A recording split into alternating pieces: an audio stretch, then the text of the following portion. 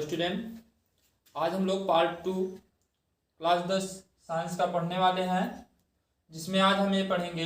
Heading है प्रकाश के परावर्तन से संबंधित परिभाषा पढ़ेंगे। चलिए देखिए, चित्र देखिए आप लोग, और इसमें अब हम परिभाषा आपको बताएंगे। ध्यान दीजिए, क्या है परिभाषा आप बताएंगे। चित्र में AB प्रकाश की किरण है।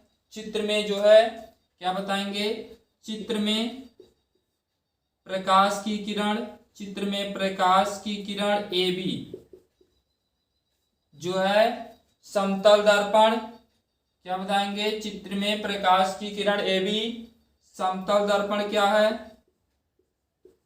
समतल दर्पण क्या है, इसमें M1 M2 पर गिरती है। ठीक है, इसके बाद दर्पण पर गिरती है कौन सी किरण, AB किरण यहां देखो है, और ये समतल दर्पण M1 M2 है, और इस पे किरण गिर रही है।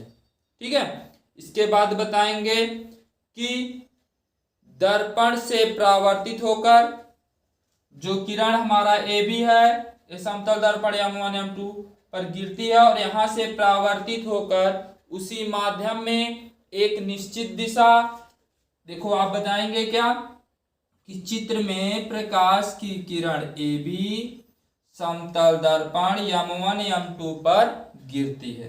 कहाँ गिरती है, समतल दर्पण M1 M2 पर गिरती है।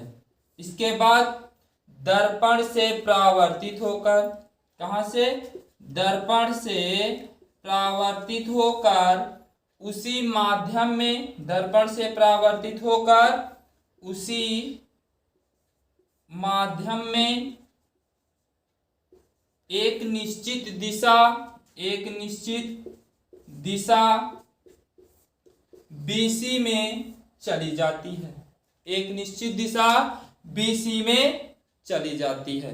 अब यहां ध्यान दीजिएगा, जो प्रकाश की किरण दर्पण पर गिरती है उसे क्या कहते हैं, और दर्पण से परावर्तित होकर जो एक निश्चित दिशा में जाती है उस किरण को क्या कहते हैं, और दर्पण पर जो प्रकाश की किरण जिस बिंदु पर गिरती है उस बिंदु को क्या कहते हैं।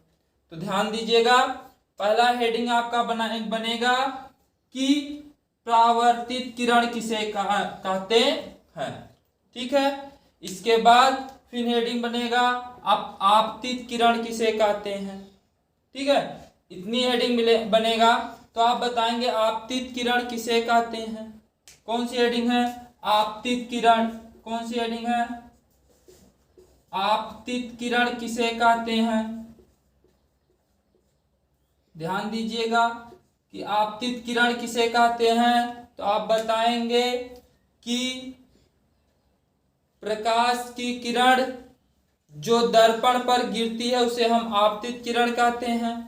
दर्पण पर गिरने वाली प्रकाश की किरण A और B को आपतित किरण कहते हैं। ठीक है, दर्पण पर गिरने वाली किरण AB को आपतित किरण कहते हैं। पहला हेडिंग हो गया। अगला हेडिंग है कि परावर्तित किरण किसे कहते हैं। तो आप क्या बताएंगे कि दर्पण से परावर्तित होकर जो एक निश्चित दिशा में, अर्थात BC जो किरण है, इसको हम परावर्तित किरण कहते हैं। ठीक है, आगे ध्यान दीजिएगा कि आपतित किरण दर्पण के जिस बिंदु पर गिरती है उसे हम आपतन बिंदु कहते हैं। आपतित किरण दर्पण के जिस बिंदु पर गिरती है उसे हम आपतन बिंदु कहते हैं। ठीक है, यहां देखिए 3 हेडिंग आपका बन गया। पहला हेडिंग जो है आपतित किरण किसे कहते हैं, दूसरा हेडिंग परावर्तित किरण किसे कहते हैं, तीसरा हेडिंग आपतन बिंदु किसे कहते हैं। ठीक है, आगे ध्यान दीजिएगा, आप एक हेडिंग ये बताएंगे अभिलंब। अभिलंब किसे कहते हैं, तो आप बताएंगे आपतित किरण तथा परावर्तित किरण के मध्य एक सरल रेखा होती है, जिसे हम अभिलंब कहते हैं। ठीक है, अब ध्यान दीजिएगा, अभिलंब का भी डिफिनीशन आप लोग जान गए।